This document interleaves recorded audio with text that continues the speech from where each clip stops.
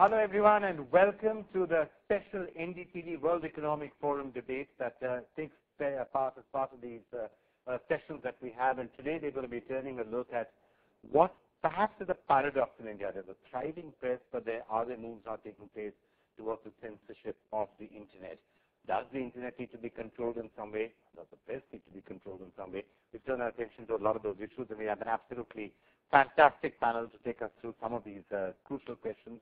First of all, a great pleasure and a privilege to welcome Mr. Kapil Sibal, who's the Minister for Telecommunications and also Information Technology in the Government of India. It's great, sir, to have you with us.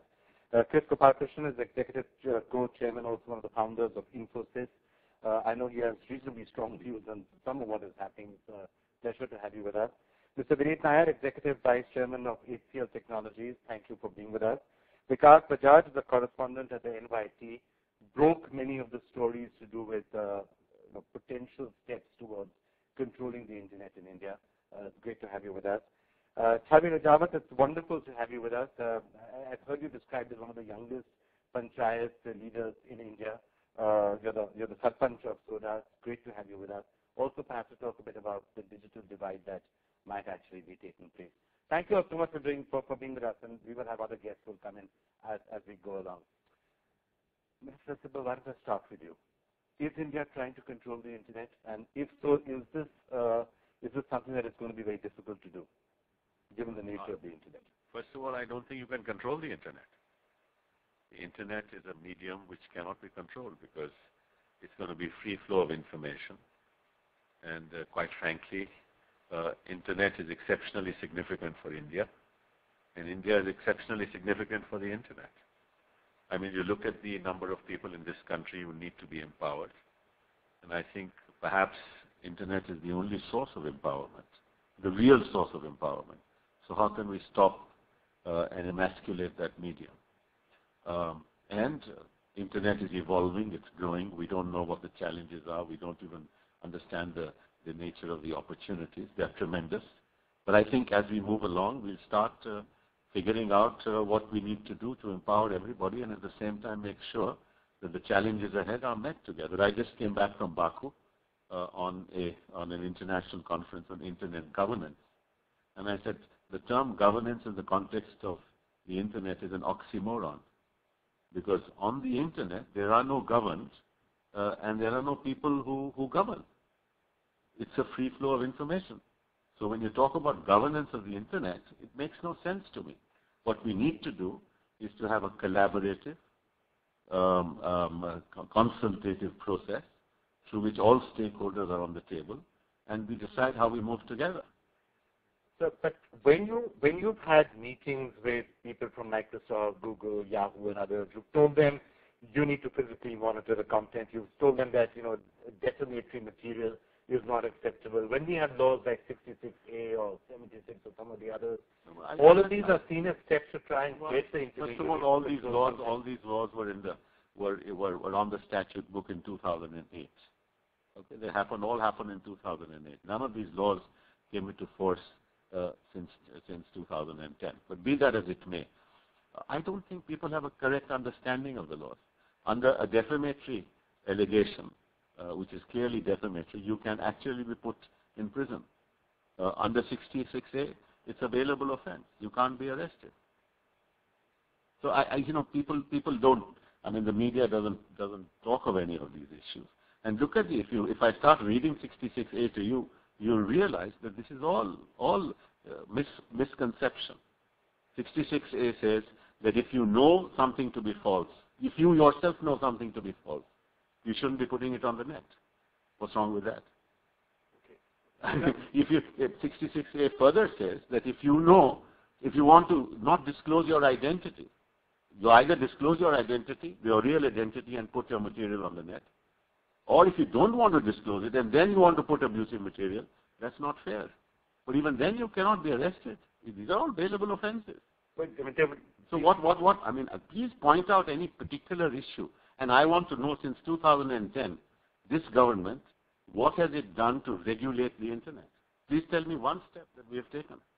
Well, in fact, there are more complaints on the Internet by India, by the United States of America, and by Germany, many more And we are the ones who are accused of controlling and regulating. Okay. Because why don't I get you in before I come to some of the industrial research here? You've been writing a lot about this, and Minister Civil says, it's really tough to get people to get arrested. Ravi Srinivasan. Not tough. You cannot. Ravi Srinivasan was so. He was arrested. Ravi Srinivasan was arrested. He was not arrested. You're mistaken.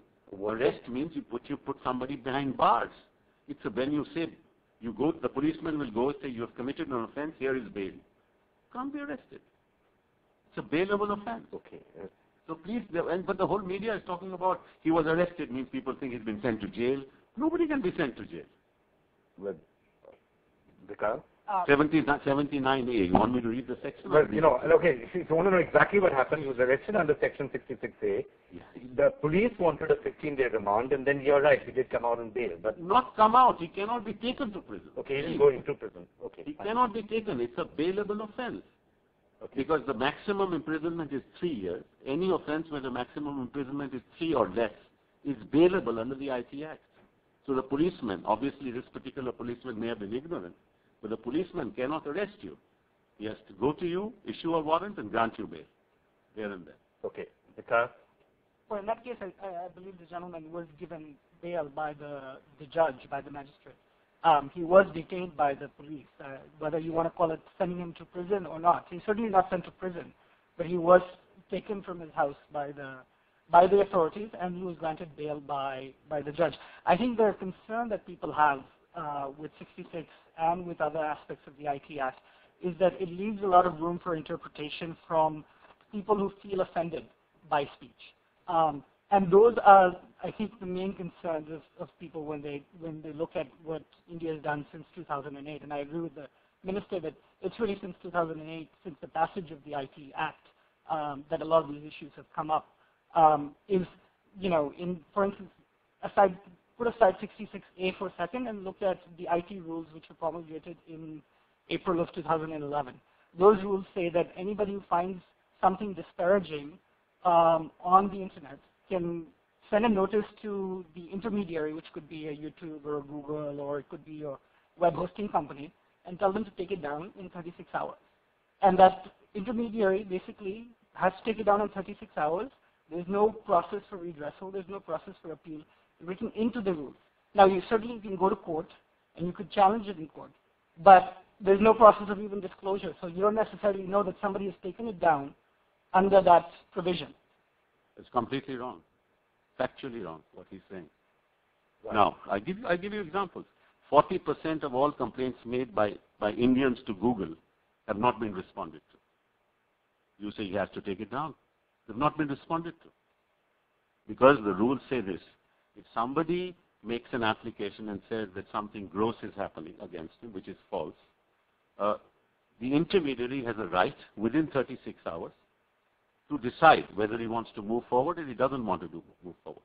He may say, I don't consider your application, as has been done in 60% of the cases by Google. Or he may say, there is something in what you say.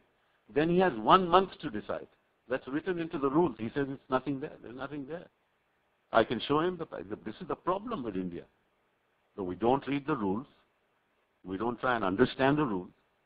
And because we want to just make a case that India is a regulated society and that there is no freedom in the internet, I'm sorry.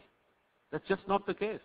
And I would like to know, in comparison to Germany, the US, and many other jurisdictions, how many complaints have been filed by India as compared to other jurisdictions. And in fact, Google can say, I don't accept what you say. The choice is that of the intermediary, in which case the individual concerned can go to court, and the individual concerned can then get redressal from the court. If the court finds, yes, this was really disparaging, the court will pronounce that judgment. And if the court says, no, you have no cause of action, that's the end of the matter. What's wrong with that? Because is it possible you're misinterpreting the law? Well, there's the court. The court is always there as a last resort. The point... No, but you seem to be saying that it is necessary for the intermediary to take it down in 36 hours. The minister says that's not the case. Certainly the website can choose to ignore that. Oh, now he's saying it choose to ignore. But he just said just recently that he has to take it off. Now he's saying choose to ignore. So what is right? Choose to ignore or take it off? They have 36 hours to respond. Yeah, say that. You didn't say that at the outset. As if, India is a society which is closed, which wants to regulate everything. It's not fair. India's #1 news app just got even better. Download NDTV's new app. Fully optimized for retina display. Full screen view. Faster response time. And Sudoku. NDTV's new iPad app. Download now.